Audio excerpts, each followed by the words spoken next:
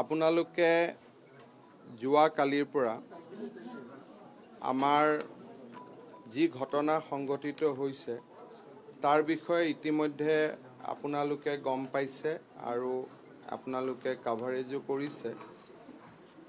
যোৱা প্ৰায় 6 মাহৰ পৰা মিজোৰামৰ কিছু ব্যক্তিয়ে আৰু পুলিচে অসমৰ সীমাত অধিগ্ৰহণ কৰাৰ বাবে প্ৰায় 5টা সেক্টৰত প্ৰয়াস আৰু প্ৰচেষ্টা চলাই আহিছিলে। আমি বিশেষকৈ যোৱা 2টা মাহত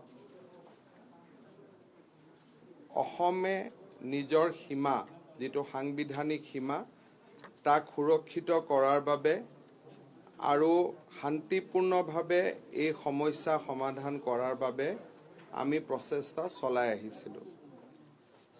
মিজোৰামৰ মুখ্যমন্ত্ৰী জোৰামথাংগা ডাঙৰীয়াক মই নিজে শপত গ্ৰহণ কৰাৰ পিছতে মই তেখেতক টেলিফোন কৰিছিলোঁ আৰু মই তেখেতক কৈছিলোঁ যে অসম আৰু মিজোৰাম আমি সীমান্তৱৰ্তী ৰাজ্য, আমাৰ মাজত এটা বন্ধুত্বপূৰ্ণ সম্পৰ্ক আছে আৰু এই বন্ধুত্বপূৰ্ণ সম্পৰ্ক আমি অব্যাহত ৰখাৰ প্ৰয়োজন যাতে দুয়োখন ৰাজ্যতে উন্নয়ন আৰু বিকাশ হ'ব পাৰে। তেখেতক মই প্ৰস্তাৱ দিছিলোঁ যে আমাৰ চৰকাৰে শপত গ্ৰহণ কৰাৰ দিনাখন যিটো অসমৰ সীমা আছে সেই সীমাক আমি স্যাটেলাইট দি ফটোগ্ৰাফি কৰিম আৰু সেই ফটোগ্ৰাফিত যি ধৰণৰ ষ্টেটাছ কো আহে তেনেকুৱা ধৰণৰ ষ্টেটাছ কো আমি মেইনটেইন কৰিম। মিজোৰামৰ মুখ্যমন্ত্ৰী ডাঙৰীয়াই মোক পত্ৰ লিখি জনাইছিলে যে এই কথাত তেখেতৰ কোনো আপত্তি নাই আৰু মুখ্য সচিব পৰ্যায়ৰ বৈঠকৰ তেওঁ পোষকতা কৰিছিল। যোৱা 8 তাৰিখে নতুন দিল্লীত 2জন মুখ্য সচিবৰ মাজত বৈঠক হৈছিলে আৰু মুখ্য সচিব পৰ্যায়তো অসমৰ পৰা আমি কৈছিলোঁ যে আমাৰ যি ধৰণৰ ষ্টেটাছ কো আছে আপোনালোকে 10 মে ধৰক 6 মাহ আগৰ ধৰক বা আজি ধৰক স্যাটেলাইট দি আপোনালোকে সীমাটো নিৰ্ধাৰিত কৰক আৰু সেই সীমা নিৰ্ধাৰিত কৰাৰ পিছত তাতে আমি স্থিতাৱস্থা বাহাল ৰাখিব লাগে। কিন্তু সিদিনাখন মিজোৰামৰ মুখ্য সচিবে সেই কথাত সন্মতি হ'বলৈ অস্বীকাৰ কৰে আৰু তেখেতসকলে সেই মেমৰেণ্ডাম অফ আণ্ডাৰষ্টেণ্ডিং যিখন ড্ৰাফ্ট কৰা হৈছিল তাত তেওঁলোকে সহি নকৰে। তাৰ পৰৱৰ্তী পৰ্যায়ত হাইলাকান্দি, কৰিমগঞ্জ আৰু শিলচৰৰ বিভিন্ন জাগাত আকৌ নতুন কৰি মিজোৰামৰ পৰা আগ্ৰাসন আৰম্ভ হয়। অসম পুলিচে গোটেইকেইটা আগ্ৰাসন ব্যৰ্থ কৰে আৰু আমি নিশ্চিত কৰোঁ যাতে অসমৰ নতুনকৈ কোনো মাটি তেওঁলোকে ল'ব নোৱাৰে আৰু স্থিতাৱস্থা যাতে বাহাল থাকে। যোৱা এমাহ ধৰি বৰাক উপত্যকাৰ কৰিমগঞ্জ, হাইলাকান্দি আৰু শিলচৰত এই ধৰণৰ ঘটনা ঘটি আছে আৰু বিভিন্ন পৰ্যায়ত ব্যৱস্থা লৈ থকা হৈছিলে যাতে অসমৰ সীমা সুৰক্ষিত হৈ থাকে আৰু প্ৰতিদিনেই আমি মিজোৰামৰ লগত কথা বতৰা পাতি আছিলোঁ। যোৱা 25 তাৰিখে আমাক DFO শিলচৰে আমাক এটা ৰিপৰ্ট দিয়ে যে তেওঁলোকে যিটো আমাৰ ইনাৰ লাইন ফৰেষ্ট আছে সেই ফৰেষ্টৰ ভিতৰত নতুনকৈ এটা ৰাস্তা বনাবৰ কাৰণে আৰম্ভ কৰে। তেতিয়া আমাৰ DC, DIG, IGP আমাৰ গোটেই মানুহখিনি তাতে যায় আৰু যাওঁতে দেখা পায় যে অকল ৰাস্তা এটাই বনোৱাই নহয় তাত নতুনকৈ পুলিচৰ চকীও তাত প্ৰতিষ্ঠা কৰা হৈছে। অসম পুলিচে কলাশিবৰ SPক সেই চকী খালী কৰি দিবৰ বাবে অনুৰোধ কৰে আৰু নতুনকৈ কোনো ৰাস্তা ঘাট নবনাবৰ বাবে তেওঁলোকক অনুৰোধ কৰে। প্ৰথম অৱস্থাত তেওঁলোকে মানি তেওঁলোকে পোষ্ট এৰি দিয়ে যদিও পিছত তেওঁলোকে আৰু সিভিলিয়ান লৈ আহি প্ৰথমতে পাথৰ আৰু বিভিন্ন ধৰণৰ বিশেষকৈ আমাৰ যিটো গুলটি বুলি কওঁ, গুলটি দি পাথৰ, আমাৰ যিটো খাজা বন্দুক বুলি কওঁ, সেই ধৰণৰ তেওঁলোকে ফায়াৰিং কৰে। তেতিয়া আমাৰ IGPয়ে কলাশিবৰ SPক মাতি আনি সেই পোষ্টত বহি নতুনকৈ আমি আলোচনা কৰোঁ যে আপোনালোক আঁতৰি যাওক, আৰু এই পোষ্টটো যিহেতু নতুনকৈ আহিছে, এই পোষ্টটোৰ কোনো প্ৰয়োজনীয়তা নাই, আৰু শান্তিপূৰ্ণভাৱে এই সমস্যাৰ আমি সমাধান কৰিব লাগে। যেতিয়া SP আৰু DIGৰ মিটিং চলি আছে, সেই সময়তে পাহাৰৰ ওপৰত তেওঁলোকে পজিশ্যন লৈ আছিলে, আৰু পাহাৰৰ ওপৰৰ পৰা প্ৰায় আধা ঘণ্টাতকৈ বেছি সময় LMG ফায়াৰিং খোলে, আৰু it was a continuous burst, আৰু সেই ধৰণৰ ফায়াৰিং সাধাৰণতে নহয়, এক্সেপ্ট যদি সীমান্তত কেতিয়াবা বেলেগ দেশৰ লগত হয় বেলেগ কথা, but it was a continuous firing for 30 to 35 minutes. এই গোটেই ফায়াৰিঙত প্ৰায় 42জন অসম আৰক্ষীৰ ব্যক্তি আৰু জোৱান আহত হয়, ইনক্লুডিং ছুপাৰিনটেণ্ডেণ্ট অফ পুলিচ কাছাৰ। পৰৱৰ্তী পৰ্যায়ত আমি শিলচৰ মেডিকেল কলেজলৈকে তেওঁলোকক লৈ অহাৰ পিছত আমাৰ 5জন জোৱান, Swapan Kumar Roy, ABC Liton Shuklabaidya, constable Shamsuzzaman Borbhuyan, constable Morjul Haque Borbhuyan আৰু কনষ্টেবল নজমুল হুছেইন এখেতসকলে মৃত্যুবৰণ কৰে। যিটো সময়ত ফায়াৰিং চলি আছিল বা ফায়াৰিঙৰ এই গোটেই ঘটনা হৈ আছিল, মিজোৰামৰ মুখ্যমন্ত্ৰীৰ লগত কালি দিনত মই 6 বাৰ টেলিফোনত কথা পাতি আছিলোঁ। মই তেওঁৰ লগত 6 বাৰ কথা পাতিছোঁ, আৰু ভাৰতৰ গৃহমন্ত্ৰীয়েও সেই সময়ত 2-3 বাৰকৈ আমাৰ দুয়োজনকে টেলিফোন কৰি আছিল। আৰু টেলিফোনত কথা হওঁতেও জোৰামথাংগা ডাঙৰীয়াই মোক প্ৰস্তাৱ দিলে যে আপুনি আইজললৈকে আহক, আৰু আমি ষ্টেটাছ কোৰ কাৰণে আমি এখন এগ্ৰিমেণ্ট কৰিম। মই জোৰামথাংগা ডাঙৰীয়াক ক'লোঁ যে মই হাফলঙতে আছোঁ, লাগিলে মই অহাকালি গুচি যাম। অসমে শান্তি বিচাৰে, আৰু যিকোনো আপুনি যি ধৰণে বিচাৰে, খালি এটা নিৰ্ধাৰিত ঠিক কৰি লওক যে আজিৰ সীমা, পৰহিৰ সীমা, চৌথা দিনাৰ সীমা, আমাৰ কোনো আপত্তি নাই, কিন্তু সদায় সদায় যিটো চলি আছে সেইটো বন্ধ হ'ব লাগে। কাৰণ অসমে বিকাশৰ ৰাস্তাত যাব খোজে, অসমৰ এইবিলাক কৰিবৰ বাবে সময় নাই। আমাৰ কথাটো হ'ল যে আপোনালোকে এটা সীমা নিৰ্ধাৰণ কৰি লওক, য'ত আপোনালোক তাৰ পৰা নাহে, আমিও তাৰ পৰা নাহোঁ, আৰু স্থায়ী সমাধানৰ কাৰণে ভাৰত চৰকাৰক দায়িত্ব দিয়ক। ভাৰত চৰকাৰে যি ধৰণে সীমাটো হিচাপ কৰিব বিচাৰে, আমাৰ কোনো আপত্তি নাই। যেতিয়া ফায়াৰিং চলি আছে, তেতিয়াও মই জোৰামথাংগা ডাঙৰীয়াক কৈছোঁ যে ইটো ফোনত মই খবৰ পাই আছোঁ ফায়াৰিং চলি আছে, SPয়ে গুলি খাইছে, আপুনি কণ্ট্ৰল কৰক। তেতিয়া তেওঁ কৈছে I am very very sorry। তেওঁ বাৰে বাৰে সেই শব্দটোকে কৈ আছে। যি নহওক, কালিৰ ঘটনাটো অত্যন্ত দুৰ্ভাগ্যজনক, কিন্তু এটা কথা অসমৰ ৰাইজক মই ক'ব খোজোঁ যে নতুনকৈ অসমৰ 1 ইঞ্চি মাটিও কোনেও ল'ব পৰা নাই। অলদো আমাৰ মানুহে আত্মত্যাগ দিছে, আমাৰ মানুহৰ মৃত্যু হৈছে, কিন্তু এটা ফুটা মাটিও আমাৰ পৰা ল'ব পৰা নাই, 5 জাগাতে ল'ব পৰা নাই। আমি সম্পূৰ্ণভাৱে আমাৰ সীমা সুৰক্ষিত কৰিছোঁ, আৰু এতিয়াও সংঘৰ্ষৰ জাগাত আমাৰ পুলিচ তাতে মোতায়েন হৈ আছে, যাতে তেওঁলোকে কোনো কাৰণতে নতুনকৈ অসমৰ মাটি দখল কৰিব নোৱাৰে।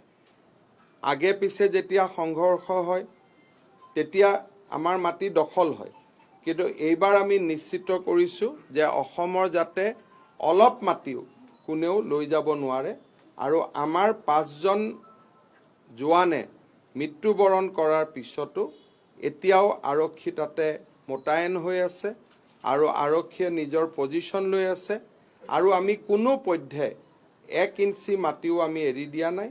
ভাৰত চৰকাৰে আমাক যি ধৰণে নিৰ্দেশ দিছিলে, যিটো পোষ্ট মিজোৰামে স্থাপন কৰিছিল, যিটো ৰাতিপুৱা আমি লৈছিলোঁ, ভাৰত চৰকাৰে আমাক কৈছিলে যে পোষ্টটো CRPFক দি দিব লাগে। আমি লগে লগে পোষ্টটো CRPFক হেণ্ডঅভাৰ কৰিছোঁ।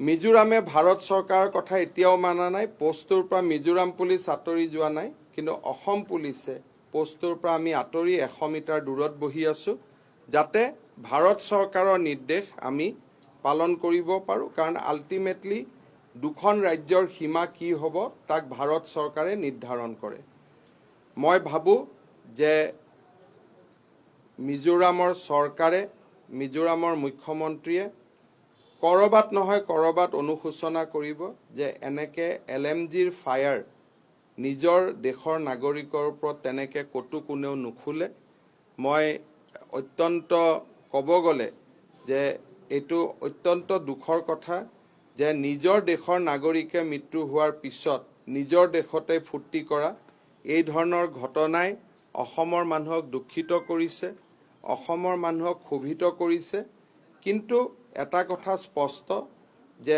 যিকোনো মূল্যৰ বিনিময়তে অসমে নিজৰ সীমা সুৰক্ষিত কৰিব আৰু ভাৰত চৰকাৰে আমাক যি পৰামৰ্শ দিব সেই পৰামৰ্শ মতে আমি আগবাঢ়ি যাবলৈ আমি প্ৰস্তুত হৈ আছো আমাৰ অসম আৰক্ষীৰ যি 5 গৰাকী জোৱানৰ মৃত্যু হ'ল প্ৰতিগৰাকী জোৱানৰ পৰিয়াললৈ মই 50 লাখ টকাৰ একোটা আৰ্থিক সাহায্য ঘোষণা কৰিছো তেওঁলোকক আমি 50 লাখ টকাকৈ কম্পেনসেশন দিম আৰু তেওঁলোকৰ পৰিয়ালত আমি এটাকৈ চৰকাৰী চাকৰি দিম they will get A government job এজন কৰি আৰু তেওঁলোকক চৰকাৰে 50 লাখ টকাকৈ তেওঁলোকে চৰকাৰক আগবঢ়াব কালি যিসকল আহত হ'ল তাৰ এছপি কাছাৰক আমি ইতিমধ্যে মহাৰাষ্ট্ৰলৈকে এয়াৰ ফোৰ্সৰ স্পেশাল এয়াৰক্ৰাফ্ট দি পঠাইছো 3 জন পেশেন্ট যি শিলচৰ মেডিকেল কলেজত কিছু অকনমান সিৰিয়াস হৈ আছিল বাট আউট অফ ডেঞ্জাৰ তেওঁলোকক আন এখন এয়াৰ এম্বুলেন্সে দি গুৱাহাটী মেডিকেল কলেজলৈকে শিফট কৰিছো বাকি সকলক পৰ্যায়ক্ৰমে শিলচৰ মেডিকেল কলেজৰ পৰা ৰিলিজ দিয়া হ'ব আৰু এই 42 জন যিসকল আহত হ'ল তেওঁলোকক আমি 1 লাখ টকাকৈ চৰকাৰৰ পৰা আমি সাহায্য দিম অসম পুলিচৰ মিজোৰাম অসম সীমান্তত যিমান আৰক্ষী বা যিমান পুলিচে বা বেটেলিয়নৰ জোৱানে ডিউটি কৰি অসমৰ সীমা সুৰক্ষিত কৰি আছে তেওঁলোকক আমি এমাহৰ অতিৰিক্ত দৰমহা আমি মঞ্জুৰ কৰিছো যাতে তেওঁলোকে এমাহৰ অতিৰিক্ত দৰমহা তেওঁলোকে পাব পাৰে আমাৰ অসম মিজোৰাম সীমান্তত যি আমাৰ নতুনকৈ আমি বেটেলিয়নৰ ৰিক্ৰুটমেন্ট কৰিব গৈ আছো 3টা কমান্ডো বেটেলিয়ন এটা কৰিমগঞ্জত এটা হাইলাকান্দিত আৰু এটা শিলচৰত অসম মিজোৰামৰ সীমান্তত মোতায়েন কৰা হ'ব 1200 জোৱান total 4000 commandos will be deployed in Assam Mizoram border কাৰণ আমি আমাৰ সীমাৰ কোনেও সোমাই আহক হেতু নিবিচাৰো তাতকৈ ডাঙৰ কথা যে দিজ আৰ ৰিজাৰ্ভ ফৰেষ্ট ভৱিষ্যত প্ৰজন্মৰ কাৰণে যাতে ৰিজাৰ্ভ ফৰেষ্ট হৈ থাকে তাক চোৱাটো আটাইতকৈ প্ৰয়োজনীয় অসমেও তাত ঘৰ বনাব যোৱা নাই অসমেও ৰাস্তা বনাব যোৱা নাই মিজোৰামৰ মুখ্যমন্ত্ৰীয়ে বাৰে বাৰে কৈ থাকে যে কোনোবা অবৈধ লোকক তাত আমি সংস্থাপন দিব খুজিছো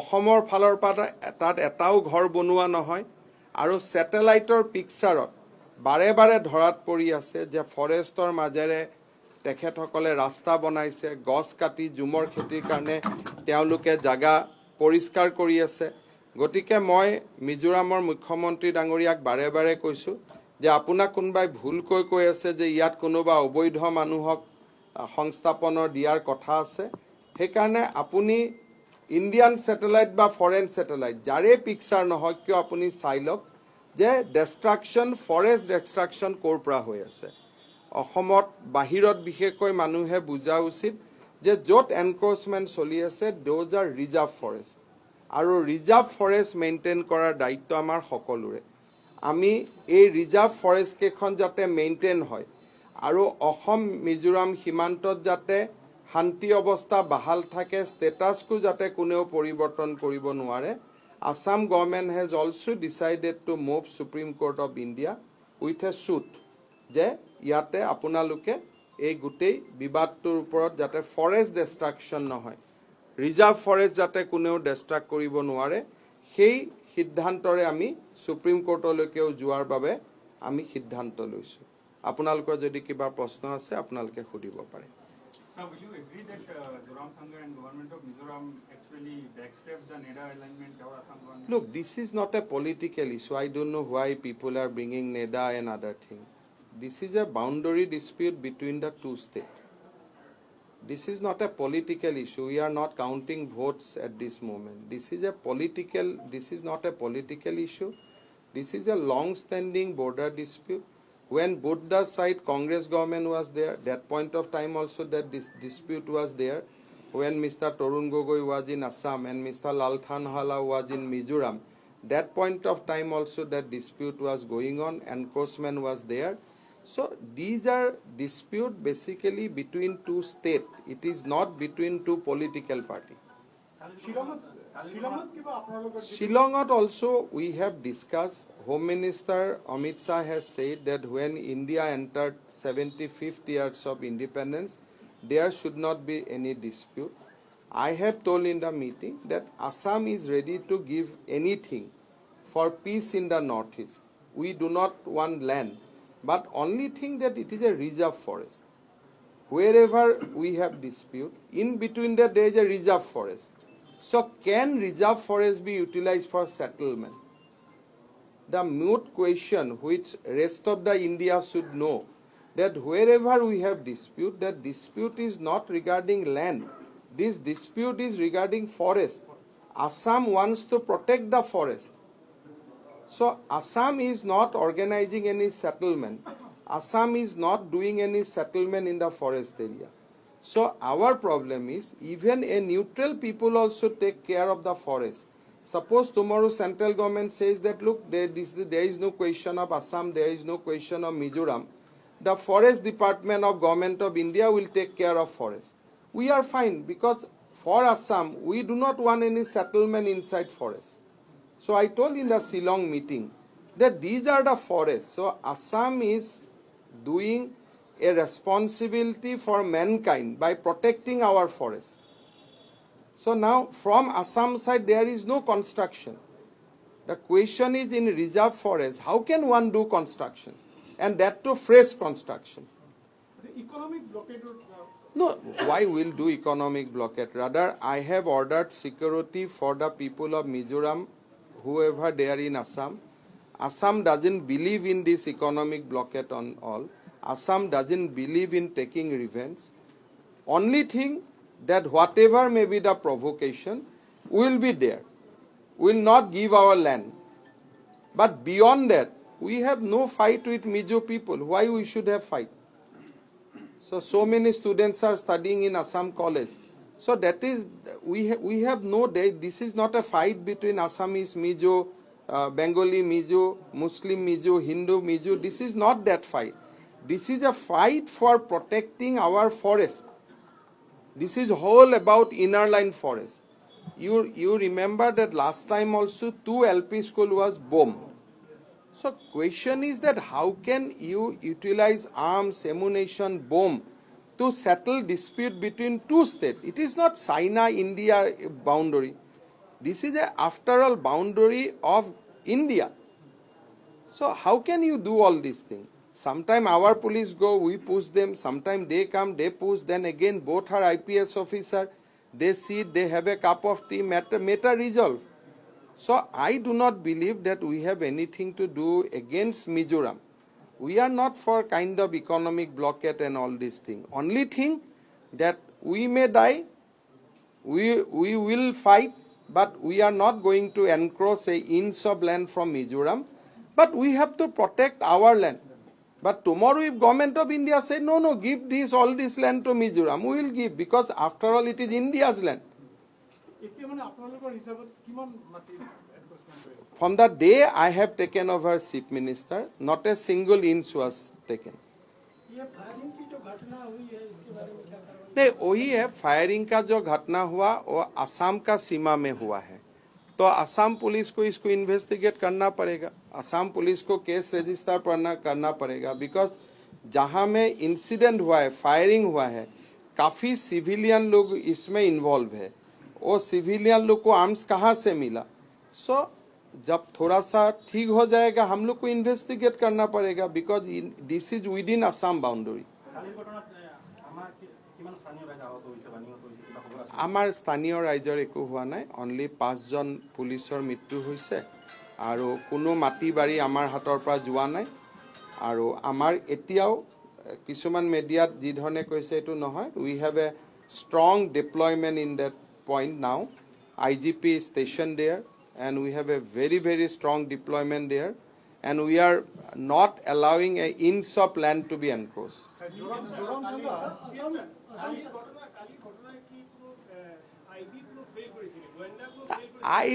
আইবিৰ ইছ্যু নহয়, এইটো ঘটনাটোতো এইটোৱে যে দেয়াৰ ৱাজ এ প্ৰভোকেশ্যন। নাও প্ৰভোকেশ্যনটো কিহৰ কাৰণে হৈ আছে? চ' উই হেভ ফটোগ্ৰাফ অফ মেনি পিপল যে তাতে চিভিলিয়ানৰ হাতত আৰ্মছ আছে। চ' এতিয়া মইতো অসমৰ চিভিলিয়ানৰ হাতত আৰ্মছ দিব নোৱাৰোঁ। I cannot do this.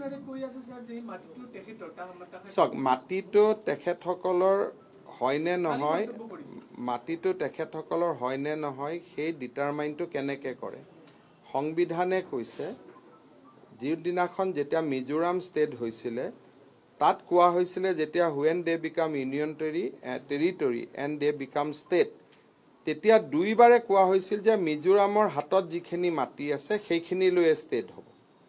এটা তেওঁলোকে কৈ আছে যে অন 1880 এইখিনি আমাৰ মাটি আছিলে। চ' এতিয়া সেইটোতো হ'ব নোৱাৰে না, যি হিচাপ হ'ব 72ৰ পৰা হ'ব। আগততো গোটেইবিলাক অসমৰে মাটি আছিল, that was a Assam only. So' যেতিয়া দেশ ৰাজ্য দুখনৰ ভাগ বতৰা হয়, মই যিখিনি এৰি দিম সেইখিনিয়ে তেওঁলোকৰ সীমা। আগত যি মাটি আছিল এইটোতো চব অসমৰে মাটি আছিলে। The fighting against this is again a wrong conception.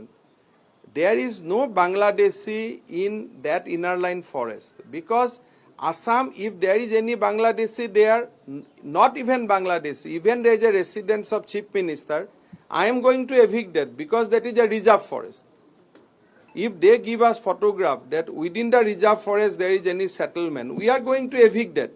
But problem is that in reserve forest, neither of the state can have settlement. That is the law of this land. Huh?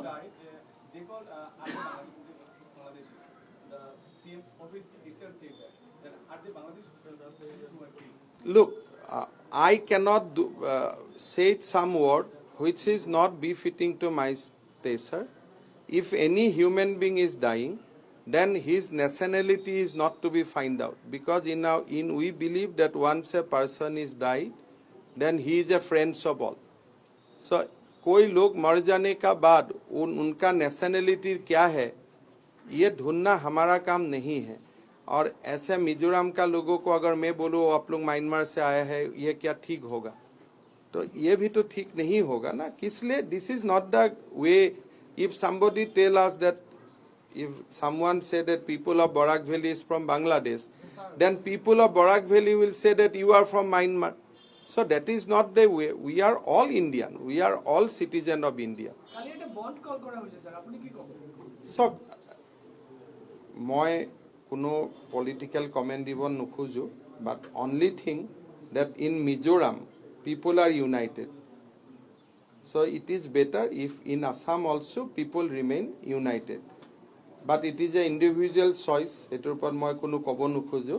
But if you look at the social media of Mizoram, everybody is united. So now it is on us whether in Assam we will try to do politics over dead body or we will remain united. It is on us. But only thing that my point is very clear, that I will not allow an inch of land to be taken over. If constitution give the even entire Barak Valley, I have no issue. If tomorrow parliament enact an act and saying that government of India wants to give entire Barak Valley to Mizoram, Guwahati to Mizoram, Nalbari to Mizoram, I have no problem. But as long as parliament doesn't say that, I'll not allow any individual people to take over Assam's land. আপুনি আইজল যোৱাটো আপোনাক যিহেতু মাতিছে নাই, তাৰ পিছতেতো firing হৈ গ'ল, তাৰ পিছত তেখেতে চৰি ক'ব আৰম্ভ কৰি ফোনটো থলে আৰু তাৰ পিছত ফোন কৰা নাই। দিনত আমি 6-7 বাৰ তেওঁৰ লগত মই কণ্টেক্ট কৰি আছো। দিনত I think last we talked about around 4:45 yesterday. So we started talking from 11:30 till 4:45, and during the day Home Minister Amit Shah has called both of us not less than 4 times. Then he said that tum log dono baat karo, fir we were talking. Then we decided on an agreement that this will be the agreement. Then suddenly firing comes. But খালি মই অসমৰ ৰাজ্যক এইটোৱে জনাব খোজো যে we have not backtracked. Our people may have died, but we are there, we are solidly there, we are defending our constitutional boundary as long this is our boundary. So if tomorrow government of India say it is not in your boundary, then it is a different matter. But as long as it is our boundary, this is our duty to defend it, more so when it is a reserve forest. মুখ্যমন্ত্ৰী মহোদয়, আপুনি যে ক'লে যে মিজোৰামৰ পৰা কৈছে যে বেলেগ লোকক তাত সংস্থাপন দিয়া হ'ব, তো ক'ৰবাত নহয় ক'ৰবাত উৰা বাতৰিৰ ফলত কালি এই ঘটনাটো সংঘটিত হৈছে। এইটো উৰা বাতৰি নহয়, এইটো দুমাহৰ পৰা, ইনফেক্ট দুমাহটোতো আমি অলপমান মাটি লোৱাটো বন্ধ কৰিলোঁ বুলি, কিন্তু যোৱা 6 মাহৰ পৰা লৈয়ে আছিলে। যোৱা 6 মাহৰ পৰা 5টা ছেক্টৰত তেওঁলোকে মাটি লৈ আছে। 10 মে'ৰ পিছতহে ল'ব পৰা নাই। Sir, how will you respond when the civilians from Mizoram fire? Because yesterday Assam police said they can't open fire to civilians. Look, we cannot open fire to civilian, but we can definitely investigate. As the place of occurrence is within the jurisdiction of Assam, we are going to investigate. We are find out that how civilian got the arms. But as long as firing back, we cannot do that because Assam is a very, very responsible state. So we cannot do that. Even if suppose they take over entire Kasar district also, I cannot fire back to civilian, that to Indian civilian. That I cannot do that. Sir, আপুনি কৈছে 6 মাহ ধৰি এইটো চলি আছিল। So do you suspect there is a hidden international conspiracy that is I'll not say that, but of course some people there are various activities in Assam in recent times, like as you know that we are blocking people from, there are many people now rebelling against the Myanmar government and they are entering Mizoram.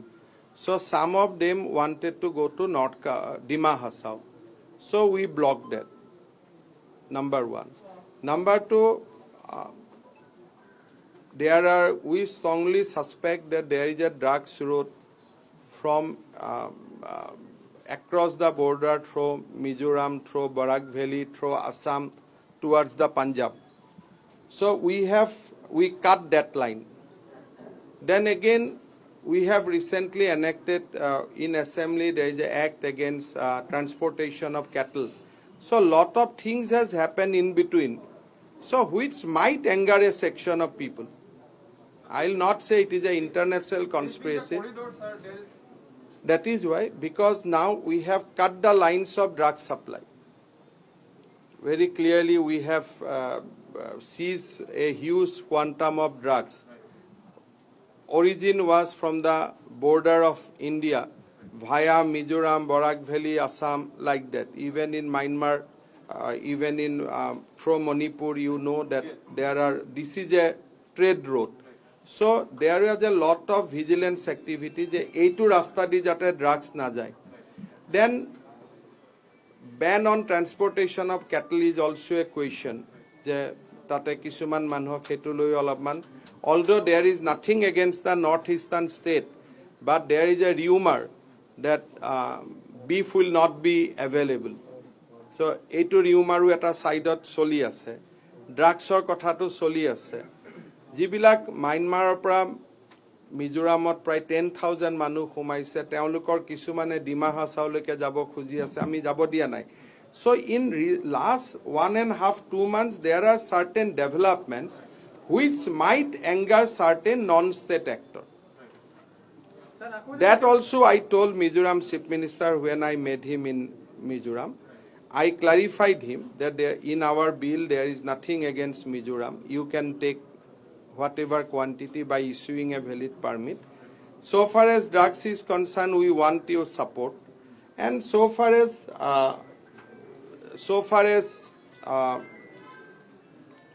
people from some people wants to settle in Dima Hasao, we cannot do that without explicit approval of Government of India.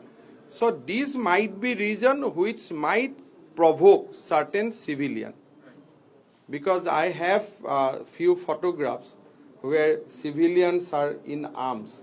So normally in this dispute, civilians do not get angry because these are disputes which happen every day and we used to settle among ourselves. So why some civilian got angry? I think these angles will be looked after by the Mizoram police. It has to be looked after by the Mizoram police, whether certain vested non-state actor has entered into the scene. So I sincerely hope that Chief Minister of Mizoram will investigate that. No, last 2 মাহত অসমত কিছুমান কথা চলি আছে যাৰ কিছুমান পৰিণাম আছে সো সেই কাৰণে কিছুমান নহলে সিভিলিয়ান মানুহ কিয় আহিব so why non-civilian people why civilian people will come so those things need to be investigated. I cannot say this is the case, but surely Mizoram government must inquire that from where civilian got arms and where from they got authority to fire at Indian citizen, and those videos are there. I think it is also important for peace and stability of Mizoram that civilian doesn't got arms. So these are, if today it is being used against Assam police, tomorrow it will be used against own people. So it is important for the government of Mizoram to investigate that how civilian got arms. It is not for me because my job is limited. If you come here, we will arrest you. Or if you want to encroach the land, we will not allow you to do that. That too matter is over. But so far as Mizoram's own internal equation is concerned, if there are people, civilian with arms, then that society will be destabilized.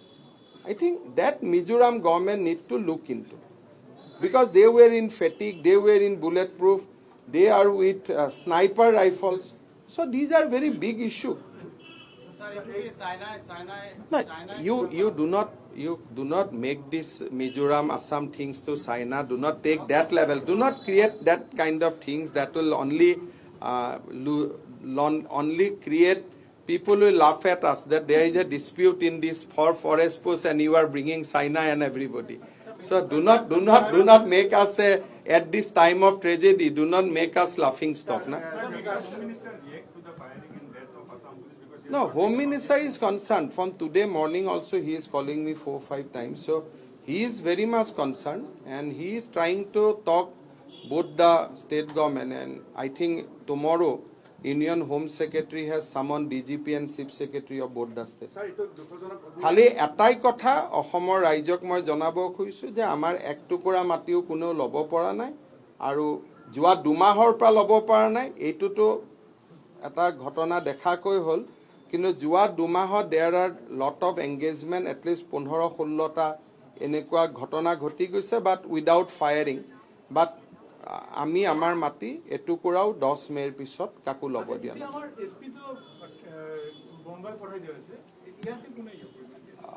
I think by tomorrow morning some order will be issued.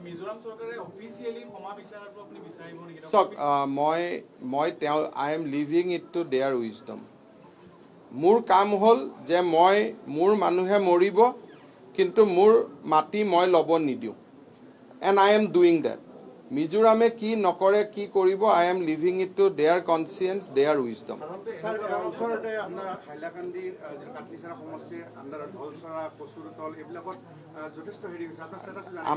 Sobote jote hoise amar mati kotu kuno lobo parnai. There are some tension everywhere, but these tensions are under control. Tensions are obviously there. Police has been deployed and there is a reinforcement from Guwahati. So police has been adequately deployed and we have not lost any land. হ'ব? মানে মিজোৰামে যি সীমা সদায় মানে তেওঁলোকে চাই চিতি ৰাখে কিন্তু অসমৰ যি সীমা অসমৰ সীমা আমি অসমে এইকাৰণে চাব নোৱাৰোঁ. We believe in protection of forest. আমি যদি তাতে ৰাস্তা বনাওঁ, তাতে বৰ্ডাৰ আউটপোষ্ট বনাওঁ, তাতে পুলিচ চকী বনাওঁ, that means we have two destroy forest. So Assam is playing a historical responsibility of preserving forest for our future generation. এতিয়া বহুত মানুহে কয় অসমেও ৰাস্তা বনাব লাগে, অসমেও ইলেক্ট্ৰিচিটি বনাব লাগে, টাৱাৰ লগাব লাগে. But then I have to defy Forest Act. And Assam is a law-abiding state. I cannot do that. Another question হ'ল আপুনি ক'লে যে পলিটিকেল নবলে তো মোৰ কোৱেশ্যন কোন হ'ল যে এইটো যে ডাঙৰ বৰ্ডাৰ ডিসপিউট ইয়াৰ ডিসপিউট বৰ্ডাৰ ডিসপিউট ডাঙৰ ডিসপিউট কিবা নেডাৰ কোনো ৰুল নেদাই কেনেকৈ ৰোল কৰিব নে? আপুনি চাওক কংগ্ৰেছে 50 বছৰ শাসনত আছিল, দুইটা ফালে কংগ্ৰেছ আছিল. তো কংগ্ৰেছে সেটেল কৰিব পাৰিছিল নেকি? Politics is in a different level. পলিটিক্সত হয় MNF-এ কংগ্ৰেছৰ এগেইনষ্টত ফাইট কৰে, তেতিয়া নেদা আহে. ইয়াতে আমি কংগ্ৰেছৰ এগেইনষ্টত ফাইট কৰোঁ, তেতিয়া নেদা আহে. কিন্তু দুইখন ষ্টেটৰ ফাইট হ'লেতো তাত কংগ্ৰেছ বিজেপিটো নহয়. It is a fight between two state. মিজোৰামত বৰ্তমান কংগ্ৰেছ MNF এক, আমাৰ ইয়াতো চব এক, কথাটো কৈছোঁ. কিন্তু ইলেকশ্যনৰ সময়তো আমি এক নহয়. যেতিয়া দুইটা ফালে লাল থানাৱালা আৰু তৰুণ গগৈ আছিল, তেতিয়াতো চাহ মিঠাই খাই এইটো চেছ কৰি দিব পাৰিলেহেঁতেন. যেতিয়া সন্তোষ মোহন দেৱ ইয়াত মিনিষ্টাৰ আছিল, তাত লাল থানাৱালা আছিল, দুইটাই বহি আহক চাহ একাপ খাওঁ, চহীটো মাৰি দিওঁ. চ' সেইটোতো হোৱা নাই. So' political alliance, political things are different. Conflict between two state is different. এতিয়া মই নেদা বুলি মই মাতি এৰি দিব পাৰিম জানো? আজি মই যদি মিজোৰামত নেদা হওক, গতিকে মই মাটিটো এৰি দিওঁ, তেতিয়া মোক তাতে হিৰো বনাই দিব, মই এইটো কৰিব পাৰিম জানো? সেইকাৰণে মই নেদা হ'ব পাৰোঁ, but first I am chief minister of Assam first. এতিয়া আপোনালোকে যদি কয় যে আপুনি নেদাটো ষ্ট্ৰং কৰি দিয়ক, তেতিয়াহ'লে মই গোটেই মাটিটো গৈ তাতে দি দিব লাগিব যে নেদা ষ্ট্ৰং কৰক. সেইটো কেনেকৈ কৰিব? গতিকে ইয়াত I do not know that how my Congress friends are bringing নেদা হিয়াৰ. সমগ্ৰ ঘটনাটো After the yesterday's incident, it is seen that the local and the people from the side of Mizoram, they were enjoying as if like they have gained some. Let them enjoy, but at some point of time their conscience will poke that those who died, they are also Indian citizens. So they are some people, some civilians are behaving that as if there is a fight between two foreign countries. The same Mizo brothers are studying in Assam. Same Mizo brothers are doing business in Assam. And we are friends from time immemorial. So if you are rejoicing on a death of a friend, so how I can comment on that? Sir Today, Can we give a strong message? no. What strong message you can give? I cannot ask my police to open fire on them. So that message I cannot give. I only give the message that look, whatever may be the provocation, will die, but will not give our land. আকৌ যদি So, আৰু আমি মৰিম, কিন্তু আমি আমাৰ মাটি নিদিওঁ. আকৌ যদি মিজোৰাম আহে, will die, but will not fire on innocent people, will not fire on civilian, will die, but will protect our land. অসমেতো এটা আমাৰ যিটো ভাৰতত আমাৰ প্ৰতিচ্ছবি আছে, এইটো আমি নষ্ট কৰিব নোৱাৰোঁ নহয়. কালি মই ইয়াৰ পৰা LMG মৰ্টাৰ লৈ গৈ মই ফায়াৰিং কৰাব নোৱাৰোঁ নহয়. After all they are Indian citizen. কালি যদি ইয়াতে চাইনা ইণ্ডিয়া কাজিয়া লাগে, we have to fight together, our force has to move together. That is why I have advised my people, let us die, but we'll protect our land. It is not a question of provoking, apuni kiba action lobo niki, moi ki action lom. I cannot ask my police that fire on innocent people. Children will die, ladies will die. So tomorrow people will say that, okay, let other behave that way. But how Assam can behave in this fashion? Assam is a huge responsible state. So I am doing my big brother rule the way I am doing it. That yes, I might die you, my people might be get killed. I am protecting my land, but I am not firing back at you. This is how I am sending the message that even at the provocation, today I have asked my police to give security to every Mizo people living in Assam. Because we don't want to bring that fight to the innocent people level. I cannot do that. But yes, I am not going to leave an inch of my land. Our people will die, we will die. But we will not allow our land to be encroached. And we have not allowed our land to be encroached. এটা কোনবাই ক'ব পাৰে যে অসমে action নললে কিয় action means কি যে অসমে ফায়াৰ খুলিব লাগিছিল হেতুটো হ'ব নোৱাৰে উই ক্যানট কিল ইনোসেন্ট পিপল শান্তিৰ মাজে ন উই আৰ ফাৰ্ম আমি আমাৰ জায়গাৰ পৰা কাটকো মাটি ল'ব নিদিও আমাৰ মাটি আমি ল'ব নিদিও আমি মৰিলে মৰিম but will not allow our land to be encroach এটা সেই বুলি আমি তাতে বন্দুক খুলিবতো আমি নোৱাৰো নহয় I think I have given same question is repetition is on. Sir, kindly inform the commando deployment you said. 4,000 Three battalion of commando will be deployed in Assam Mizoram border. So we are just in the process of doing that.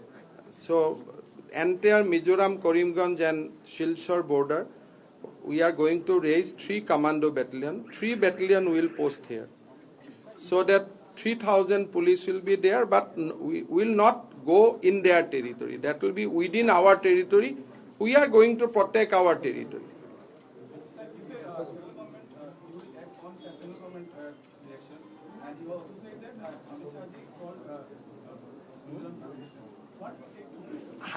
Look, I have already said that he say me sorry. Amit Shah ji has told me the same thing, that please see that no civilian casualties there. Please see there is no tension. Because there is nothing to say, no land has been taken from us. So those things is never been the question, because we have not allowed our land to be taken over like earlier. So today we are firmly on our land. We are protecting our land. There was a fight for a post. So Amit Shah ji has told me that give that post to CRPF. I said fine, take the post. These will not happen. What kind of final meeting? There is no final things. These will go on till mindset change. Unless people develop a respect for forest, this will go on. Sir, just one clarification. When you say civilians and innocent civilians, you of course don't mean the civilians holding arms and firing at our officers. No. Even if some civilian hold arms, we have to try him through the law. Because they are Indian citizen, and without trial I cannot open fire. So that is not one law will permit me. If tomorrow on the video that comes that Assam police is firing at some innocent people and some people file high court, we have to reply. The way now Mizoram has to reply when we are going to file that petition in Supreme Court. So my point is very clear. We will die, but we will protect our land. And Assam will not launch counter-attack. That is not in our DNA. Assam will not launch counter-attack. We will sit down in the border, we will die, but we will protect our boundary. But whatever may be the provocation, we will not attack somebody who belongs to our same country.